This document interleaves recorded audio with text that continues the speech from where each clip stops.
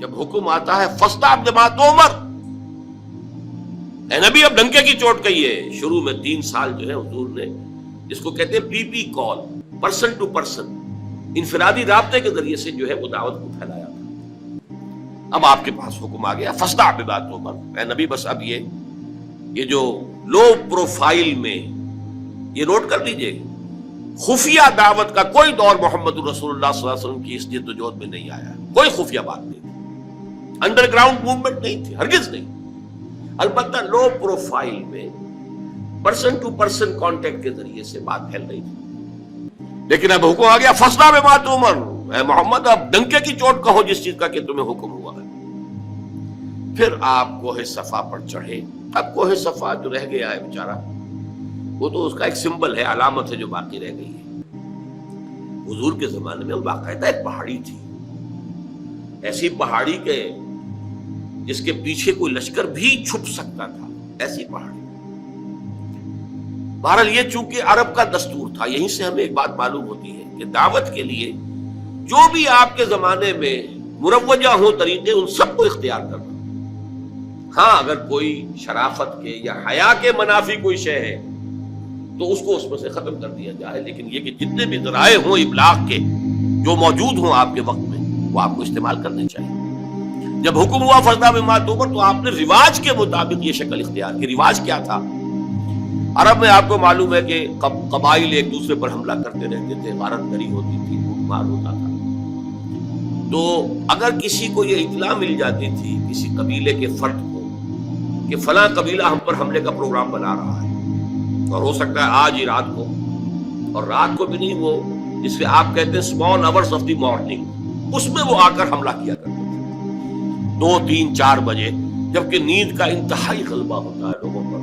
وہ سوئے ہوئے پر آ کر اچانک ٹوٹ پڑنا، قتل بھی کرنا اور لوٹ مار کر کے بھاگ جانا، یہ ان کا ایک عام رواج تھا. تو جس کسی کو اطلاع مل جاتی تھی کہ قبیلہ جو ہے اس طور سے حملہ آور ہوا چاہتا ہے، وہ کسی بلند مقام پر چڑھ جاتا تھا، کپڑے اتار دیتا تھا، بادر ذات برہنہ ہو جاتا،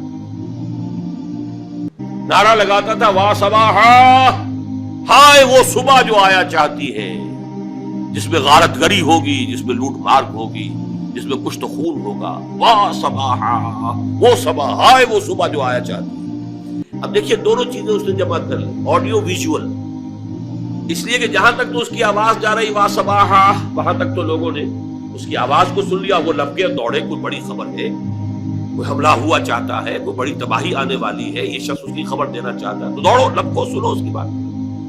اور جہاں اس کی آواز نہیں جا رہی، وہ عریاں نظر آ رہا ہے کھڑا ہوا، اسی لیے اسے نذیر عریاں کہتے تھے، خبردار کرنے والا، وارن کرنے والا جو بالکل ننگا ہو گیا، نذیر عریاں. حضور نے اس میں صرف یہ کمی کی کہ ظاہر بات ہے کہ حیا کے خلاف تھی بات، فطرت کے منافی تھی. آپ نے کپڑے نہیں اتارے، لیکن نعرہ وہی لگایا واہ صباحا. اب لوگ جو ہے وہ آئے، جمع ہوئے، اونچائی پر آپ کھڑے تھے، لوگوں نے دیکھا بھی، پھر اپنی دعوت پیش کی. اور آپ کے علم میں ہے یہ واقعات تو سب جانے بوجھے ہیں.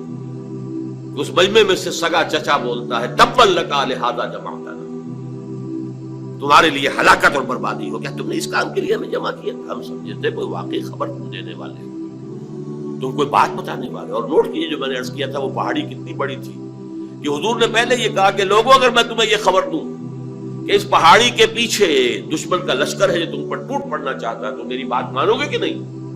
یعنی وہ پہاڑی اتنی تھی کہ اس کے پیچھے کوئی گروہ، کوئی لشکر جو ہے وہ چھپ سکتا تھا. انہوں نے کہا ضرور. ایک تو اس لیے کہ آپ بلندی کے مقام پر پہاڑی پر کھڑے ہیں، پہاڑ کے دونوں طرف دیکھ رہے ہیں، اور دوسرے یہ کہ آپ نے تو کبھی جھوٹ بولا ہی نہیں، آپ صادق الامین. یہ پہلے گواہی لے کر آپ نے بات کی ہے اپنی.